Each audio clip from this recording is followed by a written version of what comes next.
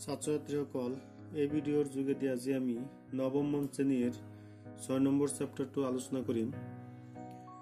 6 number chapter 6.1 চেপ্টাৰটো বুজিবলৈ আমি প্ৰথমতে কেইটামান সৰু সৰু বস্তু আগতে জানি ল'ব লাগিব। তাৰ ভিতৰত আছে প্ৰথম বস্তুটো যে কোণৰ নামবিলাক কেনেকৈ লিখা হয়। ধৰি ললো এইটো এটা ৰেখা AB, এই ৰেখাটোক আৰু এডাল ৰেখা CD কটাকটি কৰিছে O বিন্দুত, আৰু এইফালে এডাল ৰেখা আছে E। ইয়াত তোমালোকে চোৱা 1 2 3 4 5টা কোণ উৎপন্ন হৈছে। এতিয়া আমি বুজিব লাগিব কোণৰ নামবিলাক কেনেকৈ লিখা হয়। ধৰি ললো 1 নম্বৰ কোণৰ নামটো লিখিম। 1 নম্বৰ কোণৰ নামটো লিখিব লাগিব এনেকে COA, এংগল COA বুলি ক'লে এই কোণটোক বুজাব। তাৰপিছত 2 নম্বৰ কোণটোৰ নাম লিখিলে এনেকে বুজাব এংগল AOD বা এংগল DOA বুলি ক'ব পাৰা, এইটোক এংগল AOC বুলি ক'ব পাৰা। 3 নম্বৰ কোণটোক আমি এনেকে লিখিব পাৰিম এংগল BOD বা এংগল DOB এনেকে লিখিব পাৰিম। এতিয়া আগৰ ছাত্ৰ-ছাত্ৰীয়ে কোণৰ নামবিলাক কেনেকে লিখিব পাৰে, কেনেকে লিখিব লাগে বুজি পাইছা। এই কোণটোক কোৱা হ'ব এংগল BOE বা এংগল BEOB।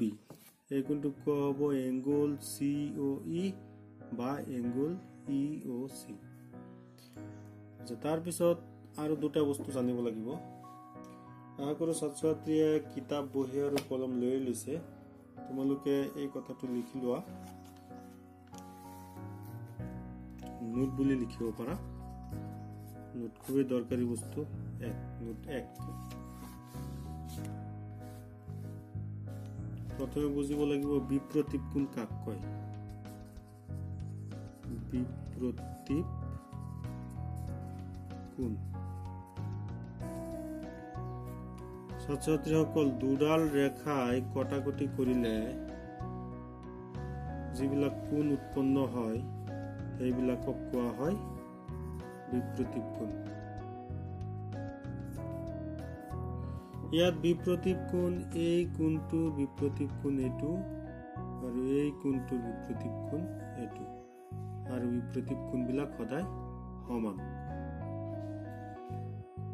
ইয়াত এই কোণটোৰ নাম হ'ব এংগল AOD আৰু এই কোণটোৰ নাম হ'ব এংগল COB। এই কোণ দুটা সমান হ'ব। ঠিক তেনেদৰে এই কোণটোৰ নাম হ'ব এংগল AOC ইকুৱেল হ'ব এংগল DOB। ইয়াকে কোৱা হয় বিপ্ৰতীপ কোণ। বিপ্ৰতীপ কোণ কাক কয় বুলি ক'লে আমি ক'ব পাৰো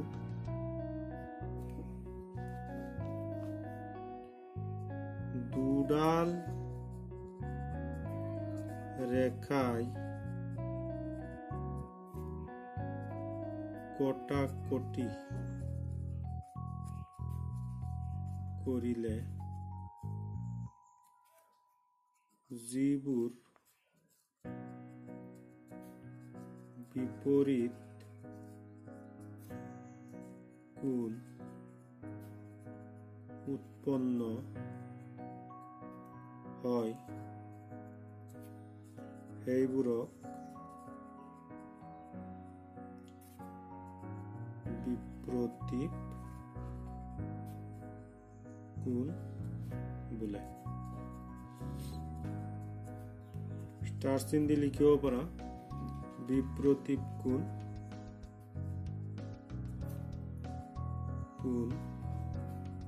সদায় সমান। বিপ্ৰতীপ কোণবিলাক সদায় সমান হয়। এইটো তোমালোকে বহিত লিখি লোৱা, বিপ্ৰতীপ কোণ কাক কয় তোমালোকে বহিত লিখি লোৱা, চিত্ৰ বহিত লিখি লোৱা।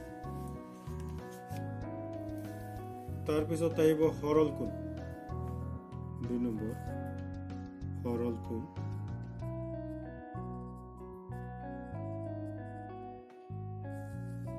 सरल कोण বুলি কলে যদি এডাল সৰল ৰেখা থাকে তেতিয়া হলে ইয়াত এফালে 180 ডিগ্ৰী কোণ থাকে ইয়াৰ পৰা এখিনি 180 ডিগ্ৰী কোণ থাকে ইয়াকে কোৱা হয় সৰল কোণ ইয়াৰ সংজ্ঞা দিলে এনেধৰণে লিখিব পাৰি যে এডাল সৰল ৰেখাৰ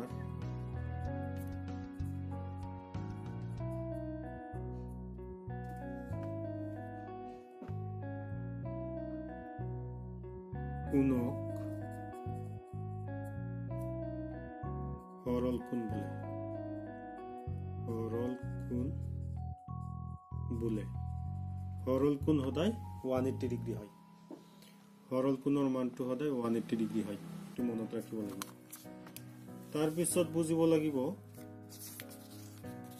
বিপ্ৰতীপ কোণটো আমি অলৰেডি শিকিলোই তাৰ পিছত বুজিব লাগিব ৰৈখিক জোৰ কাক কয় তিন মতবিলাক তোমালোকে লিখি লোৱা বহিত ৰৈখিক জোৰ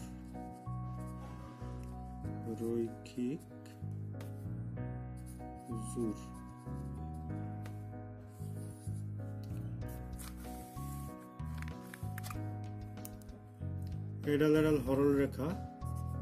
এ বি এই ৰেখাটোক আৰু এডাল ৰেখাই এনেকৈ কাটিছে সি ডি তেতিয়াহলে এই দুটা কোণ যোগ কৰি পেলাই 180 ডিগ্ৰী হয় ইয়াকে কোৱা হয় ৰৈখিক জোৰ এই কোণটোৰ নাম হ'ব এংগুল AOC প্লাস এই কোণটোৰ নাম হ'ব এংগুল COB সমান 180 ডিগ্ৰী ৰৈখিক জোৰ কাক কয় বুলি কলে বুজিব লাগিব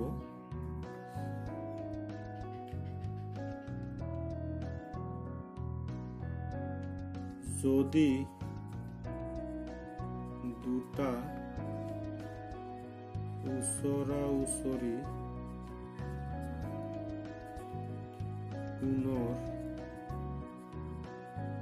যোগফল 180 ডিগ্ৰী হয় তেন্তে কোণ দুটাক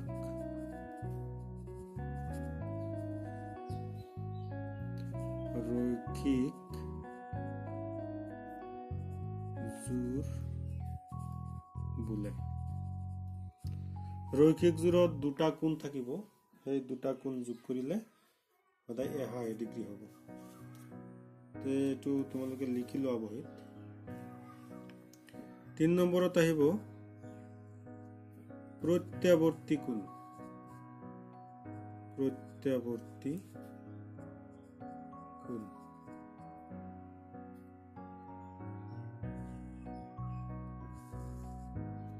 প্ৰত্যাৱৰ্তী কোণটো আসলতে এনেকুৱা ধৰণৰ ধৰি ললো এটো এটা কোণ আছে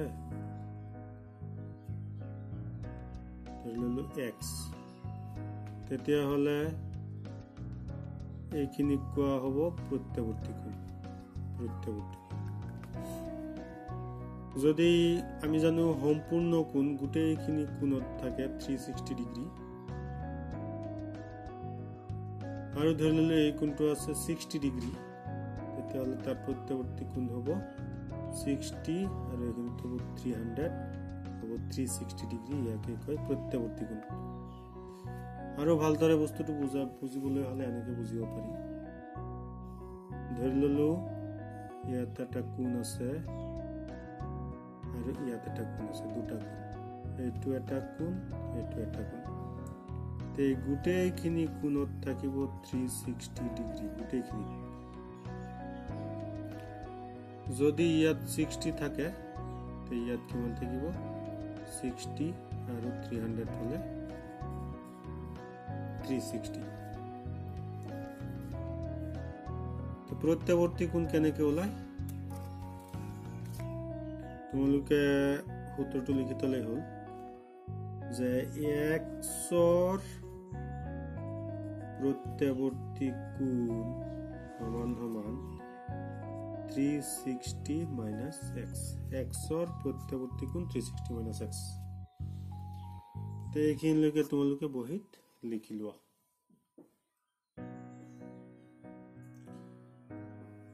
সময় নষ্ট নকৰি আমি 6.1 ৰ 1 নম্বৰ অংকটোলৈ আগবঢ়িছো পৰীক্ষাত তেনেকুৱা ধৰণৰ অংকবিলাক আহিলে পৰীক্ষাত চিত্ৰ দিয়া নাথাকে যিবিলাক প্ৰশ্নটো পঢ়ি যিবিলাক অংকৰ প্ৰশ্নটো পঢ়ি আমি চিত্ৰটো আঁকিব পাৰি তেনেকুৱা ধৰণৰ প্ৰশ্নত চিত্ৰটো দিয়া নাথাকে পৰীক্ষাত আৰু কিছুমান প্ৰশ্ন আছে যে প্ৰশ্নটো পঢ়ি চিত্ৰ আঁকিব নোৱাৰি এইবিলাকৰ চিত্ৰ পৰীক্ষাত দিয়া থাকিব প্ৰশ্ন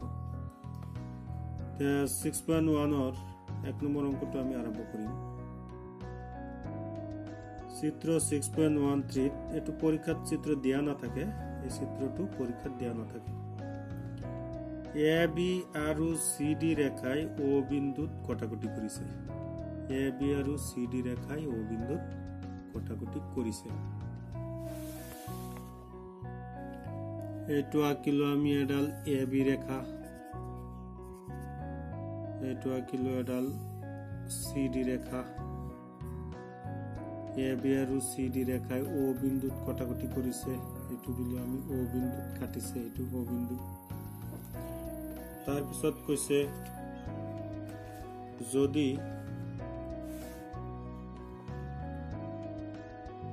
angle AOC plus angle BOE 70 degree angle AOC plus angle BOE angle AOC বুলি কলে এই কোণটোক বুজাইছে angle AOC plus angle BOE BOE ইটো ইয়াত নাই তাই আমি বনাই লব লাগিব angle BOE angle BOE AOC কোণ এটো BOE কোণ এটো এই দুটা কোণ যোগ কৰি 70 ডিগ্ৰী এই কোণটো যোগ কৰি 70 ডিগ্ৰী আৰু angle BOD 40 ডিগ্ৰী BOD বুলি ক'লে এই কোণটো বুজাইছে BOD বুলি ক'লে এই কোণটো বুজাইছে তো দিয়া আছে 40 ডিগ্ৰী তেন্তে angle BOE আমি ওলাব লাগিব আৰু প্ৰত্যৱৰ্তী angle COE ওলাব লাগিব প্ৰত্যৱৰ্তী angle COE এটোৰ প্ৰত্যৱৰ্তীটো আমি ওলাব লাগিব এই অংকটো আৰম্ভ কৰিছো 6.1 ৰ 1 নম্বৰ অংক পৰীক্ষাত তোমালোকে অংকটো এনেকৈ কৰিব লাগিব দিয়া আছে প্ৰথম হয়তো অংকটো অলপ জটিল টান লাগিব পাৰে কিন্তু তোমালোকে আয়ত্ত কৰাৰ পিছত তেনেকুৱা ধৰণৰ অংক খুব সহজ পাবা প্ৰথম অলপ টান লাগিব দিয়া আছে কি দিয়া আছে প্ৰশ্নৰ পৰা চাই লিখিলে হ'ল angle AOC plus angle BOE equal 70 degree angle BOD equal 40 degree দিয়া আছে angle BOE equal আমি ওলাব লাগিব আৰু প্ৰত্যৱৰ্তী angle COE আমি ওলাব লাগিব তো অংকটো আৰম্ভ কৰিছো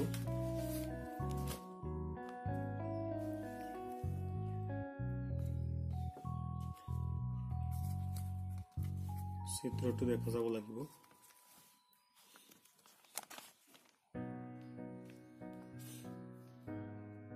চিত্ৰৰ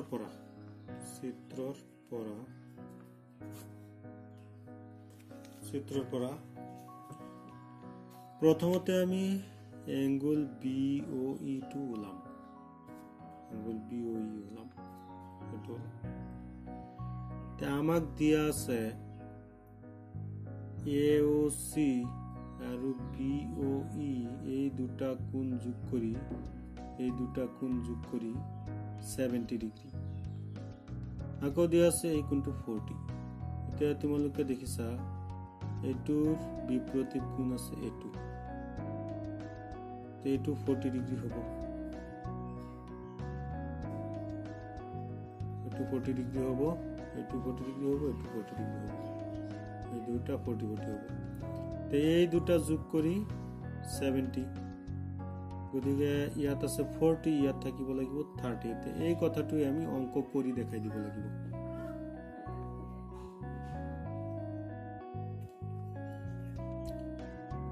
চিত্ৰৰ পৰা এংগল AOC সমান সমান angle BOD AOC to BOD এইটো এই কোণটো এই দুটা কোণ সমান কিয় সমান বিপৰীত কোণ এংগল AOC সমান সমান এংগল BOD আমাক দিয়া আছিল প্ৰশ্নত 40 ডিগ্ৰী লিখি দিলো 40 ডিগ্ৰী আকৌ দিয়া আছিল angle AOC plus angle BOE 70 degree angle AOC plus angle BOE equal 70 degree AOC আমি উলাই থৈছো 40 ডিগ্ৰী এটো ইয়াত বহাই দিম 40 degree plus angle BOE equal 70 degree 40 হিফালে যাবগৈ এইফালে থাকিব angle BOE equal 70 minus 40 angle BOE equal 70 by 40 equal 30 degree ते हमार उलाई गल जेटु उलाबो लागे एंगल BOE उलाबो लागे एंगल BOE আমি উলাই দিলো 30 ডিগ্ৰী তে এটা অংক হৈ গল আকৌ এতিয়া আমি উলাব লাগিব প্ৰত্যাৱৰ্তী COE উলাবলৈ হলে প্ৰথমতে আমি জানিব লাগিব COE কিমান COE জানিব পাৰিলেহে আমি প্ৰত্যাৱৰ্তী COE উলাব পাৰিম তে COE কেনেকৈ উলাম চোৱা এডাল সৰল ৰেখা AOB এডাল সৰল ৰেখা গতিকে ইয়াতে 80 ডিগ্ৰী থাকিব 180 ডিগ্ৰী থাকিব তিনটা কোণ আছে 1 2 3 এই তিনটা কোণ যোগ কৰিলে 80 ডিগ্ৰী হ'ব এই কথাটোৰ পৰা আমি প্ৰত্যাৱৰ্তী COE উলাব পাৰিম তোমালোকে ইয়াত লিখিলেও পৰা এই কথাটো কোৰ পৰা পাইছা দিয়া আছে আকৌ এই তিনটা কোণ যোগ কৰিম এংগল AOC BOE এই কোণটো এংগল AOC এই কোণটো এংগল BOE এই কোণটো angle COE angle AOC plus angle BOE plus angle COE ইয়াত ব্র্যাকেট দি দিলো সমান সমান 180 ডিগ্ৰী কি 180 ডিগ্ৰী হৈছে সৰল কোণ তো সৰল কোণ এটো আমাক দিয়া আছিল AOC প্লাস BOE 70 ডিগ্ৰী দিয়া আছিল AOC প্লাস BOE 70 ডিগ্ৰী দিয়া আছে ইয়াত বহাই দিলো 70 plus angle COE equal 180 degree 70 হেফালে যাব এইফালে থাকিব angle COE equal 180 minus 70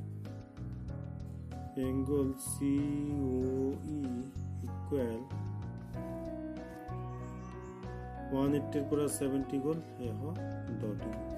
COE আমি পালু এহ 10 এতেকে প্ৰত্যৱৰ্তী COE সমান সূত্ৰটো আছিল আমাৰ প্ৰত্যৱৰ্তী COE সূত্ৰটো আছিল যে x ৰ প্ৰত্যৱৰ্তী কোণ 360 - x COE এর প্রত্যাবর্তী কোণ 360 মাইনাস COE। প্রত্যাবর্তী COE হব 360 মাইনাস COE আছে এহত মাইনাস এহত সমান 250। যি দুটা বস্তু ওলাব লাগে এই দুটা বস্তু পালো আমি, অঙ্কটো শেষ হৈ গ'ল। কিন্তু তলত আকৌ এবাৰ লিখি দিব লাগিব, ইয়াতে যি দুটা ওলাব লাগে এংগুল BOE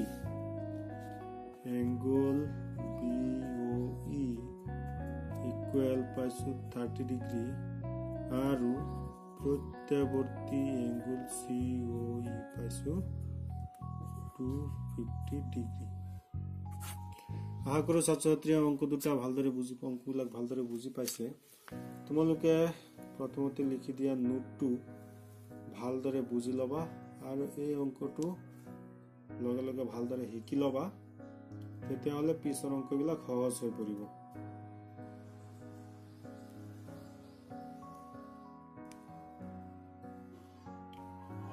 এই অংকটো তোমালোকে অলপ কষ্ট কৰি শিকি ল'বা ভালদৰে,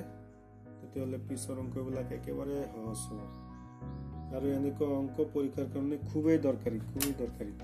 পৰীক্ষাত এই অংকটো প্ৰায় আহি থাকে 3 মাৰ্কৰ কাৰণে।